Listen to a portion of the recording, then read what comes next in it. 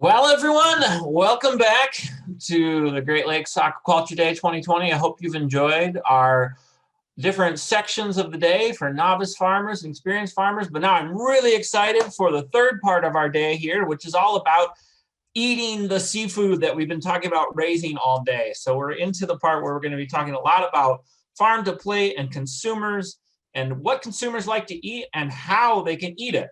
And so to start off our kind of consumer and actually eating the seafood part, we're going to hear a great talk from Dr. Kristen Runge, and she is with the University of Wisconsin-Madison. She's in the extension department there as a specialist, and her team did a great study that she's going to tell us about today. So take it away, Kristen. We're excited to hear what you got. I am very excited to be here today, and as Elliot mentioned, this was a project that I did in combination with a number of different people. Today, I'm going to talk to you about consumer perceptions of farmed fish, research and communication. Next. And the very first slide you're seeing here is a paper that is just come out in aquaculture. And this was one of the two peer-reviewed works that the team did. I'm on the paper along with Brett Shaw, Chris Hartleb, who's on the call today, Laura Witzling, who is at Iowa State as an assistant professor, Shiyu Yang, who's in the Department of Life Sciences Communication, and Deidre Parif at UW-Milwaukee. And I put the URL there. It's available for download between now and November 12th without having a subscription to aquaculture. Next. And so what you're going to see is a combination today of that paper and this report that we did based on a selection of surveys. And I'm going to post in the chat box downloads for both of these along with my email address. If you have any questions as we are speaking today, please feel free to either drop them in the chat box, or if it's a longer question or something else you'd like to know about, feel free to reach out to me via email. Next. So very first of all, I want to go over the paper that we published in Aquaculture. It was the basis for a series of message tests that we did that were based on consumer perceptions. And the title of the paper is The Role of Food Values and Trust in Government Agencies in Granting Social License to Operate. That's a long title. In a nutshell, what it means next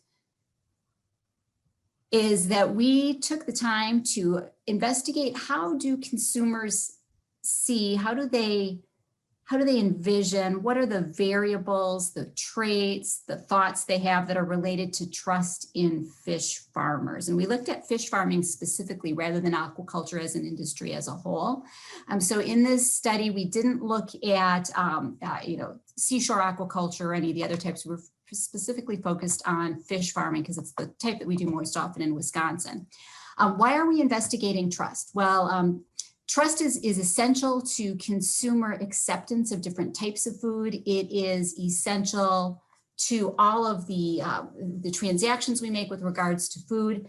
Trust is really important as consumers, specifically when it comes to meat. We have a fraught relationship as consumers with meat. We tend to see more risk in meat than we do in vegetables, than we do in processed foods. We think more about it.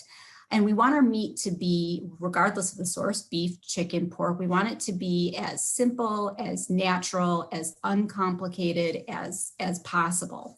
So we were interested in how do consumers perceive that level of trust with fish farming. The second thing we were associated or concerned with is what are the variables that are associated with perceptions that fish farming benefits the home state of respondents. So we were concerned really about two things. How do consumers see fish with regards to their intent to consume it? And second, how do they see the industry as a whole? If we're going to grow the industry across the Great Lakes states, we really want to understand whether or not consumers see it as benefiting their home state. So next. We did a random sample survey of 3,000 Wisconsin residents. We had a 19% response rate, or an 18% response rate, so 548 total responses. And what you're going to see next is a result of that analysis. Next. Our sample, when we got it back, we asked people to fill out the survey if they were the primary shoppers in their households. When we think about who does the grocery shopping in the household, our sample was overwhelmingly female. 59% female. They made on average between $50,000 and $75,000 in household income. They were between 55 and 64 years of age, 94% Caucasian, which reflects the population of Wisconsin. And they had slightly higher rates of fish consumption as compared to the national average. So people who were primary shoppers, we found that our return rate really reflected our perception that Wisconsinites eat fish perhaps more often than other people in other states, with the exception probably of our coastal states. But Wisconsinites, like most upper Midwesterners, tend to like their fish. Next. One of the first findings we had is that our respondents, for the most part, were neutral on aquaculture. We asked them, how much do you agree or disagree that fish farming in particular supports Wisconsin jobs, that fish are healthy to eat, if they're farmed, if that is their source, is it good for Wisconsin, are they safe to eat? And the blue lines that you see representing there are really a reflection that the audience, for the most part, is neutral on aquaculture, and to a certain extent, that might reflect the fact that aquaculture and fish farming aren't really topics that they're familiar with. So this is a bit of an unknown for them. And rather than making a decision, they're really reporting to be neutral. So next.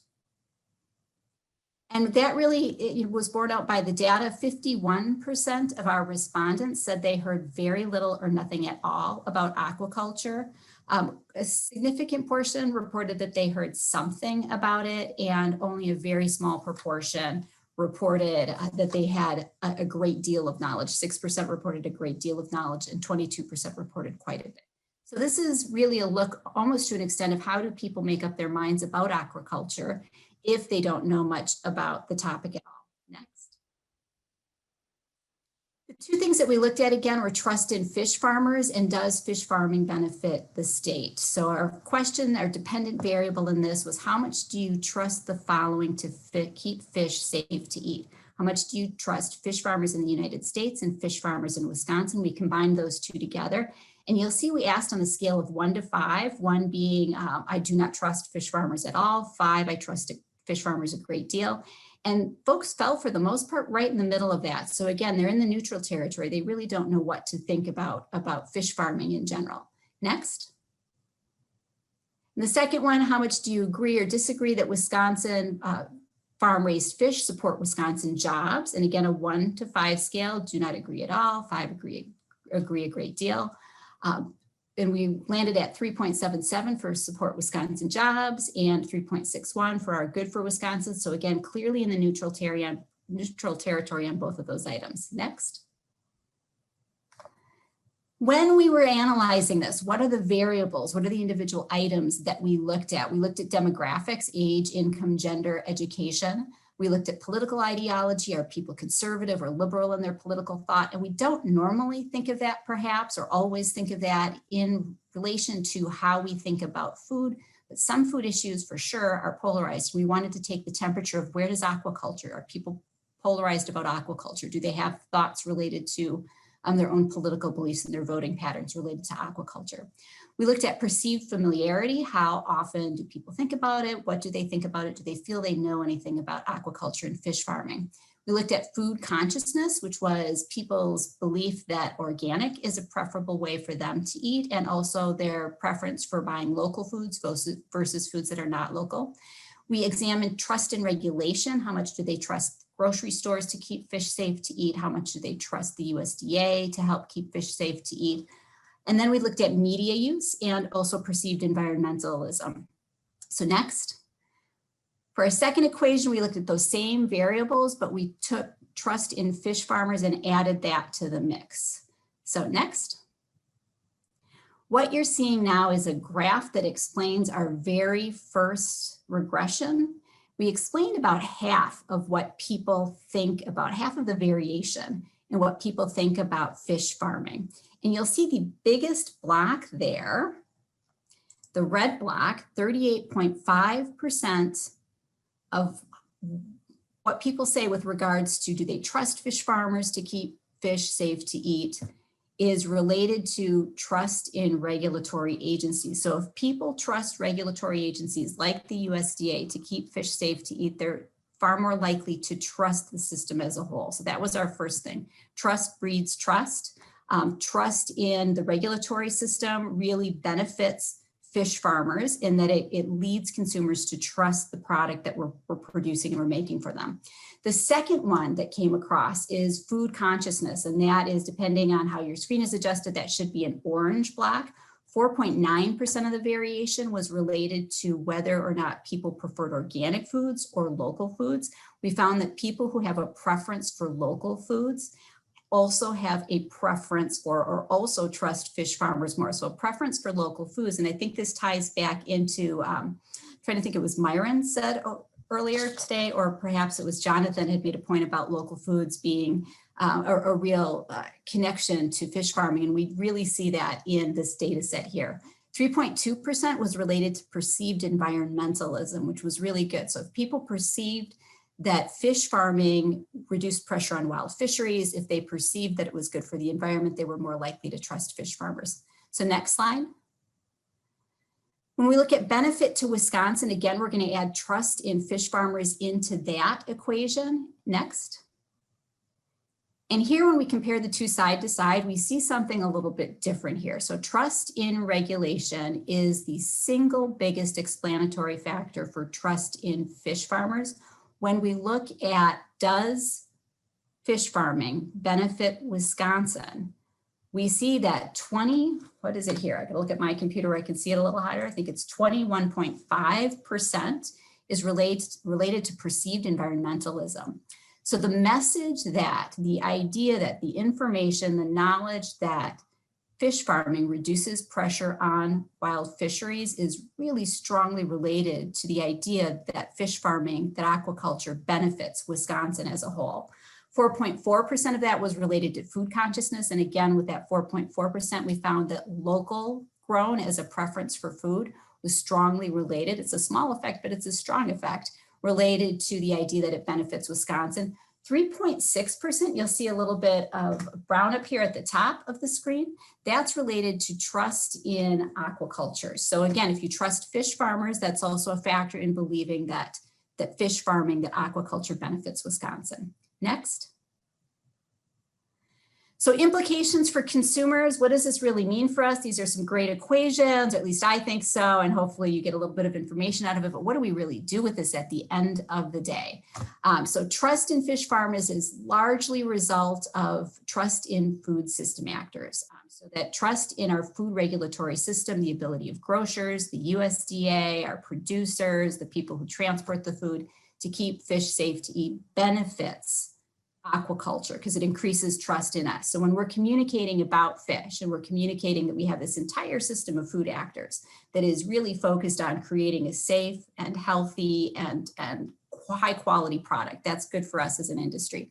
Second thing, it's positively associated with locally grown as a food value and perceived environmentalism. And I think those are all things that hopefully make you smile a little bit because those are really strong attributes of aquaculture.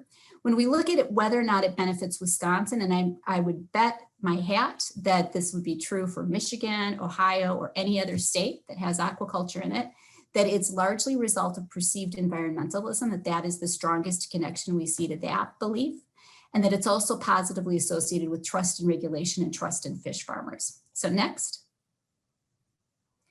What does this mean when we're communicating about fish? So when we're talking about fish, if we can emphasize trust in the regulatory system, that we are a collection of food system actors who work together in concert to produce the healthiest, the most delicious, the best fish possible for our consumers, that's going to increase it's going to at least speak to consumer trust in fish farmers. So as we go back to the original slides, and we look at how folks are neutral about fish farming as they're making up their minds about fish farming and about aquaculture. If we could emphasize and talk about how we work together as an industry to produce this high quality product, that's really going to help people make up their mind where they feel what they think about aquaculture. And second, emphasizing the perceived environmental benefits might be an important step in communicating overall benefits to the state and our different communities. So next. So with that, all of this is good. It's interesting, but what do we do with it? We can talk to our friends, we can talk to our neighbors, but maybe we take this a step further. That's exactly what we did. We decided to launch some Facebook ads and test them one against another based on the results of this work, but also the results of the survey that I dropped in the chat box that you can access. So next. And here, if Trey Malone is still on, he was singing my song when he was speaking earlier, when he was talking about social media, and I looked at his graph and I thought, well, I've got that graph too, because it's a fantastic illustration of why Facebook is becoming a pretty important, or has already become a pretty important advertising outlet. It's inexpensive, it's easy to use, it's a lot less costly than television or newspaper or radio advertising is, which was all we had when I came of age in marketing and advertising quite a few years ago. So we see that in total, 37% of adults get their news from Facebook, as opposed to 41% who report getting it through television. So we think 20 or 30 years ago, we might be looking at ABC, CBS, NBC News for our news every night. Now we're looking to Facebook in almost equal numbers. Next. And when we look at how are people using it overall, 7 out of 10 US residents use Facebook. So 7 out of 10 people that live in the US are using Facebook. 3 out of 4 Facebook users are checking the site daily, often multiple times a day, as Trey pointed out. Facebook maintains a list of user traits and interests that allows us to target people on Facebook for our advertising. And it's far easier and cheaper to use than traditional advertising formats of it. So when you're thinking about if you're going to engage in advertising, how do you do it? What are some good places to go? Oftentimes our conversations begin with using Facebook.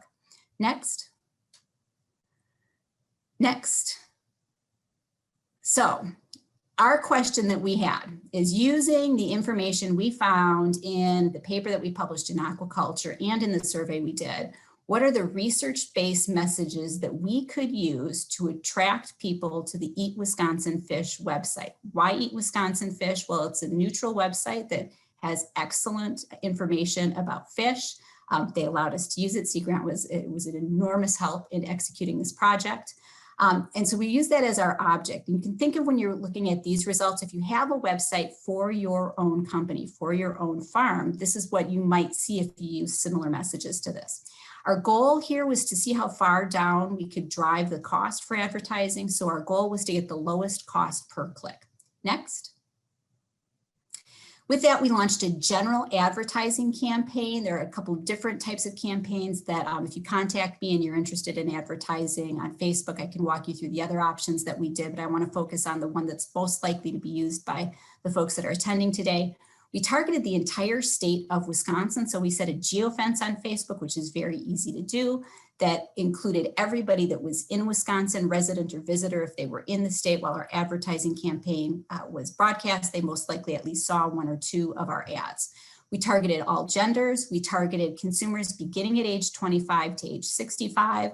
And we looked for folks who had interests in farm to table food, based on the idea that local was a strong value, that they were interested in local, they were interested in seafood, that they were interested in food or cooking. Next.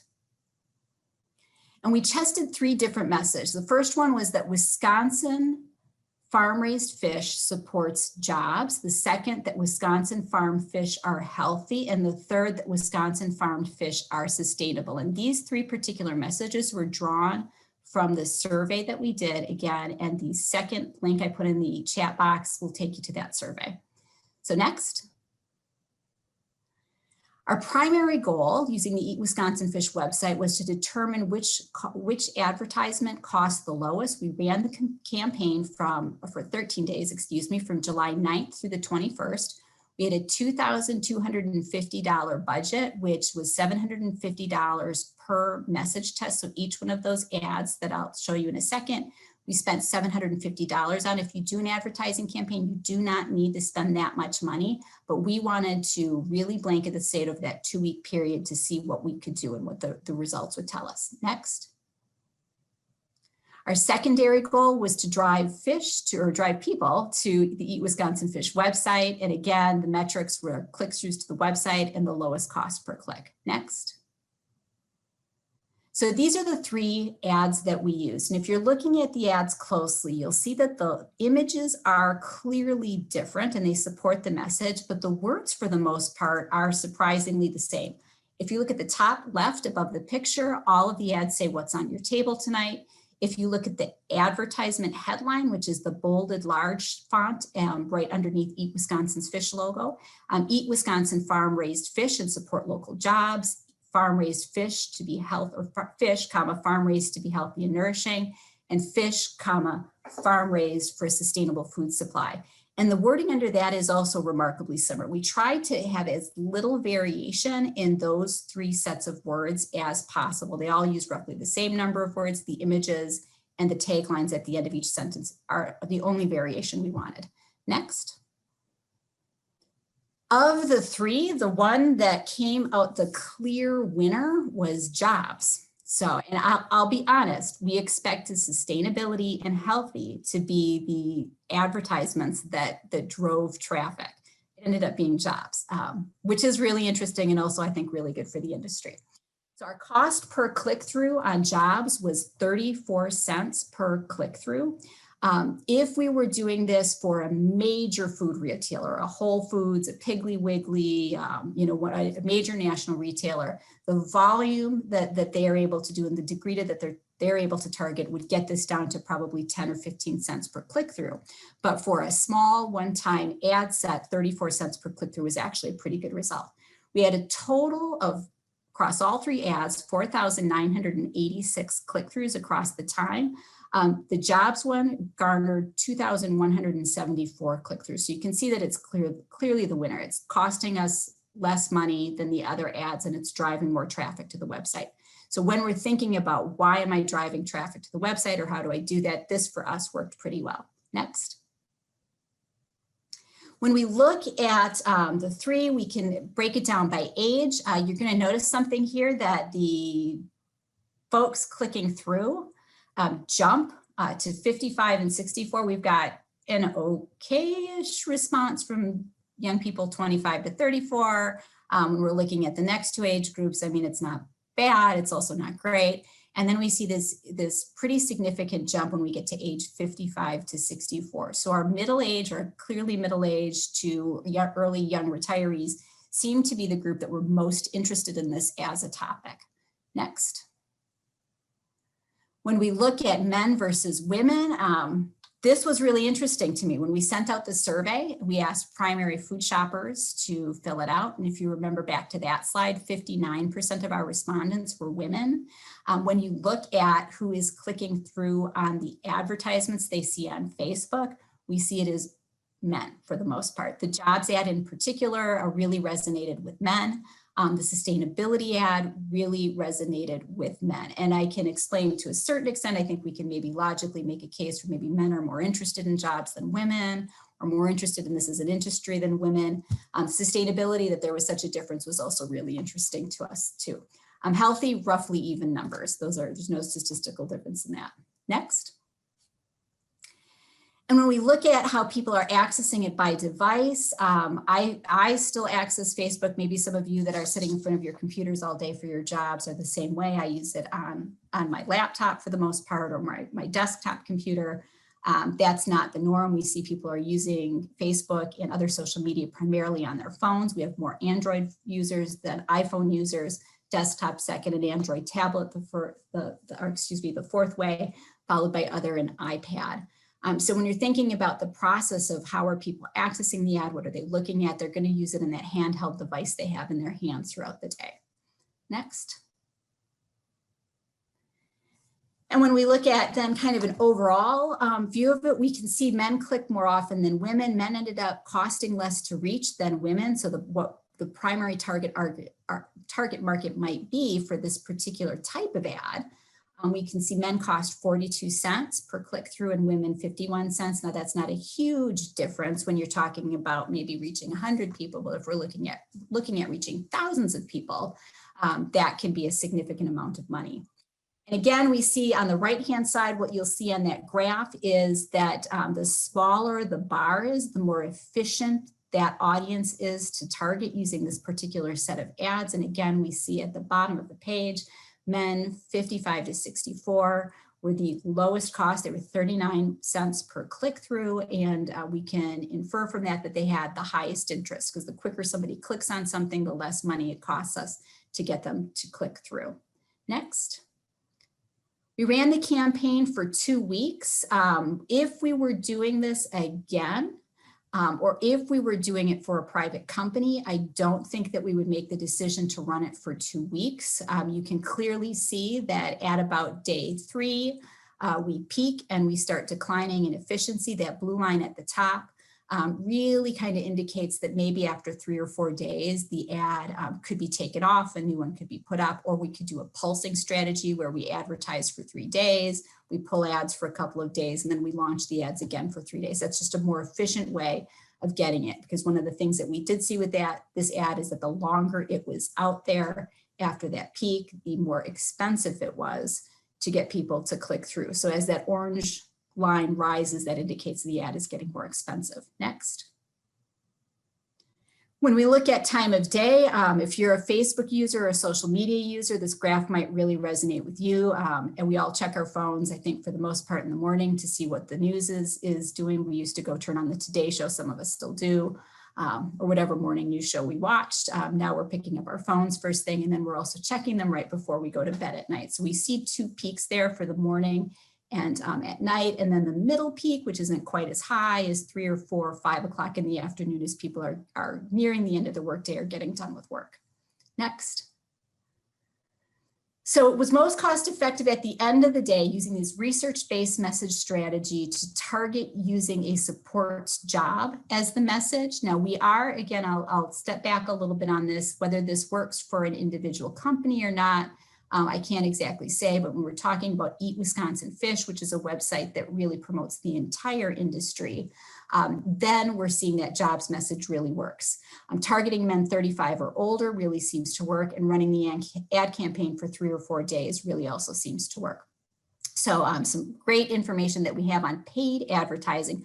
What Trey was talking about a little bit earlier also kind of encompassed the idea of building an audience and doing organic posting. If that's something that you are interested in doing, please do reach out to me. That is something that we've coached people through for CSAs and for other agricultural based businesses. There's a slightly different strategy and a slightly different set of goals for organic posts and building an organic audience, which can be just as effective as running advertising campaigns. Ideally, working them both together is a phenomenal strategy for promoting a business.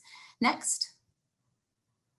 And so with that, we were surprised that men responded in such large numbers based on who responded to our survey. I think when we sit back and we think about that, though, you know, in Wisconsin at least, although both genders certainly, or all genders certainly fish, men more than women tend to be, at least anecdotally, engaged in fishing as a lifestyle and a hobby. So perhaps that's what they're reacting to.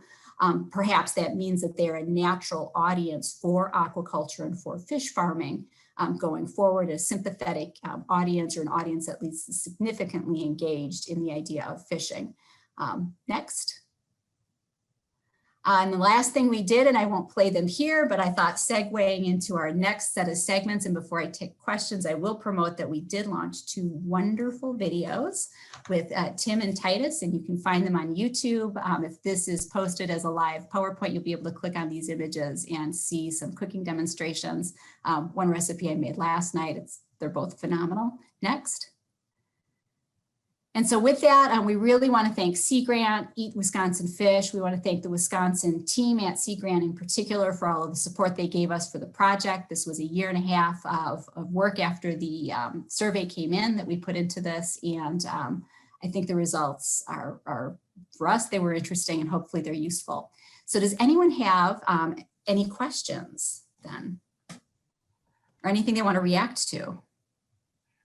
Well, I just want to say thank you, Kristen, because that was a great presentation. I loved your graphics, and it's just really fascinating to learn about you know, what people are engaging with seafood, and maybe some surprising results for some people. So really neat, and especially that connection to local foods. But we have time for just a couple questions, and I'm looking over here. One question was, do these levels of perception and trust differ from other kind of ag industries like dairy or swine or poultry, or do you have any knowledge on that? Yeah, so that's a great question. We did not test, this was a male survey, so we didn't have the opportunity to test against beef, pork, chicken. If we come back and we're able to do a retest, that's one of the things that we will be examining. I am going to guess, though, and it's an educated guess, I did a project on ground beef in the aftermath of the kerfuffle over pink slime and lean, finely textured beef. So based on the results of the two surveys over, which were separated a couple years apart, the neutral on aquaculture and fish farming is, I think, really accurate across fish as opposed to other sources of beef. Part of it might be that we're less familiar with the term aquaculture, we're less familiar with the idea of fish farming, so people haven't really thought about it. But that represents a really unique opportunity that I don't think we have in most of agriculture, in that people have thought about how milk is produced, how cheese is produced, how vegetables are grown. We're familiar with that. So we have the opportunity to really tell our own story with aquaculture. Yeah, that's an interesting point, that there's a lot of people that still have to make up their mind on it. And so Yes. there's a lot of opportunity there. Yeah, there is. Well, again, thank you, Kristen. I really appreciate your time. You're welcome. And yeah, thank you for sharing your email too. So if you have follow-up questions, anyone in the audience, feel free to reach out to Kristen, or you can reach out to me or others on the GLAC committee, and we can try to answer as well. So thank you. Excellent. Thanks.